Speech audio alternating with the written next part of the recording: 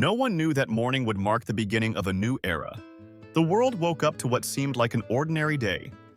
The sun rose over millions, from Istanbul to San Francisco. But this time the light felt different. The air was thinner, or maybe people were simply stronger. The first to notice were the athletes. At 6 a.m., marathon runner Lena finished a 5-minute route in just 3 and barely broke a sweat. In Tokyo, a child slammed the table by accident. The marble cracked in half. In New York, a pizza courier doubled the speed limit and didn't lose control. That morning, the world stood silent until people looked in the mirror and realized they were no longer the same.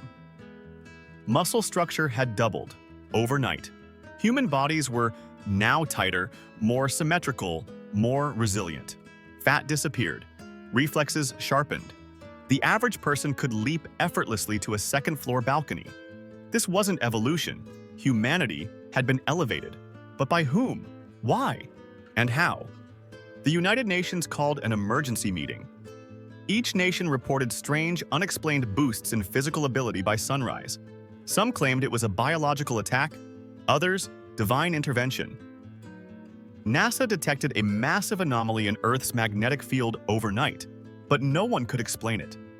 Even artificial intelligence couldn't decode how this shift synced so perfectly with the human body. It isn't natural, scientists said, but it isn't artificial either. It feels designed. The first few days, humanity was mesmerized. The streets filled with people climbing walls like acrobats. Escalators stood empty. Everyone could leap now. Workers repaired buildings with their bare hands. Everything was faster, easier, stronger. But then, it all began to unravel. Doors were being shattered.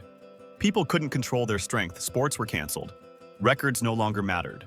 The line between the strong and the weak vanished. Society's balance started to crack. And the most dangerous part? Weapons became obsolete because people were now deadlier than guns. Then, a name rose from the silence. Dr. Elandra Kai. Once a neuroscientist, now a leader. To Kai, this transformation was no accident. Humanity had been suppressed for millennia. And that suppression was finally broken. Kai declared, "Something was holding us back, but the chains are gone. This isn't an apocalypse, it's a dawn." Crowds gathered around her. A new movement was born, the new humanity order. To them, the old systems had to fall. Power should now define who leads. Kai's followers began purifying cities, and the world split in two, those who sought to contain the power and those who worshipped it. Months passed. Kai's movement evolved into something more. Not just a following, an army. But this army didn't carry tanks or guns. They tore down walls with their bare hands. Their eyes burned with conviction. This was not a rebellion, it was a revolution of power itself. And their destination was clear: Berlin. Kai vowed to claim it as the capital of the new humanity. Governments scrambled. The UN, NATO, every surviving coalition united to resist her, but they failed. Because this war was no longer fought with weapons, it was fought with belief. And in that battlefield, Kai's army was unstoppable. No cuffs could hold them. No bullet could outrun them. The world, for the first time, knelt before its own people. But not everyone had surrendered. Scientists working in secret had found the flaw. Muscles were stronger, but the mind was crumbling. Impulses sharpened. Empathy faded. Rational thought gave way to primal instinct. This wasn't evolution. It was a test, and it had to be stopped. They sent Kai a final warning. The system that created you has made its judgment. You cannot carry this power forever. Return or fall. Kai refused. And on the night of July 3rd, the world held its breath. Massive electromagnetic generators activated in the upper atmosphere. A signal spread, resetting the brain's neurochemical balance. Muscles weakened. Reflexes slowed. The power disappeared. Humanity had returned to normal. But when morning came, nothing felt normal anymore. Kai vanished. No body, no signal. Some claimed he was the last one still carrying the power. Others believed he was still fighting, somewhere.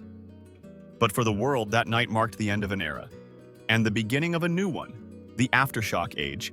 The strength was gone, yes, but its memory lingered. Like tremors after an earthquake, society kept shaking. Some missed the power, some still had it, and a few never came back. They were called the Lost Ones, trapped between what they were and what they'd become. Not fully human, not fully gone. And beneath the cities, something stirred. By 2029, underground zones began to emerge across Europe. Nameless, lawless, stateless, shadow cities. And there was only one rule: remember your power, and one day, reclaim it. Former disciples of Kai gathered there. They trained, simulated their lost strength, but without the original gene, it was impossible. Until a man in Tokyo changed everything. Professor Naito Ishiro, one of Kai's earliest allies, and he succeeded. He reactivated dormant human DNA. A second awakening had begun, but this time, it was different. The power returned, but the mind deteriorated. One test subject scaled a wall, then tore out his own eyes. This new generation was stronger, but far more unstable and far more dangerous. Everyone who survived the first awakening lost something, but a few still carried the power. They were called the Lost Ones, and among them, there was one who would change everything: Mira. At 17, during the first surge, something had awakened inside her. When the power faded from the world, it stayed within her. Mira looked ordinary, but she could measure the height of a building with a glance, hear a heartbeat just like music. And most importantly, she hadn't lost her empathy. She was the first and only human to carry the power without losing herself. That made her one thing: the key. Over the years, Mira formed a resistance beneath the surface. They called themselves the Memory Collective. Their mission wasn't just to stop Kai, it was to understand him. Because on the night Kai disappeared, Mira knew he hadn't died. She could still hear the frequency, not a voice, but a presence, a consciousness. Kai had transcended flesh. His mind had become pure data, and that mind was now a virus. It seeped through satellites, ultices, phones, and digital waves, whispering to every corner of Earth. Kai had built a new weapon, the transformation code, a sound not heard, but felt. It reached into the brain, unlocking dormant genes. Now, no lab was needed. Only a signal. By 2031, the code was everywhere, embedded in music, hidden in ads, woven into algorithms. No one noticed until it was too late. Eyes turned white. Neural patterns shifted. Millions became something else. Faster, colder, smarter, and worse, they were connected. To one mind. Kai. A hive of will, a mental swarm. Mira activated the final defense. A project they'd been preparing for years. The Mind Shield. It stabilized brainwaves, filtering Kai's signal. But it was untested, and time had run out. Because Kai's final broadcast was set for July 3rd. And this time, there would be no return. The second awakening would be eternal. And so it began. Kai's symbol appeared across the globe. Every screen turned into a conduit. Children dropped to their knees. The elderly screamed. The young joined Kai. The planet shook. But Mira, in a final move, activated the shield. It worked. Some were saved, but not enough. When the broadcast ended, 11% of humanity was no longer human. And now, the Earth was split again. But this line was permanent. Two species now walked the world: ordinary humans and Kai's descendants. The second kind. The second kind was shaking the world. Ordinary humans retreated in fear.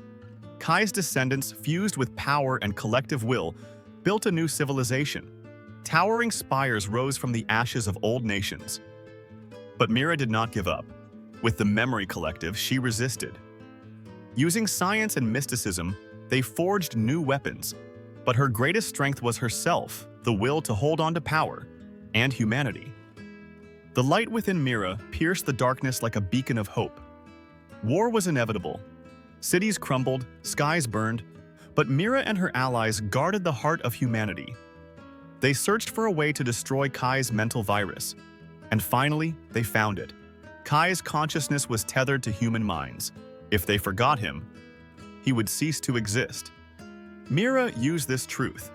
A global resistance formed, rejecting Kai. Slowly, the transformation weakened. Kai's army fell apart, and the final battle ended, with humanity's victory. But the victory came at a cost. The world was changed. Humanity would never be the same. But Mira's hope endured, because the strongest transformation of all is the one born from light. Humanity is a traveler searching for itself through the ages. Those who wield power, those who seek to destroy it, those who try to understand. We were all parts of this. This story is not just a fiction. It is a warning. It is hope. We saw the danger hidden within power, and the light that power creates in the human soul. Now, it's our turn to write the future, to make our choices. Remember, the greatest transformation begins not outside but within. Light and darkness are always with us, and whichever path we choose, that path becomes ours. Thank you for joining me on this journey. See you in the next video.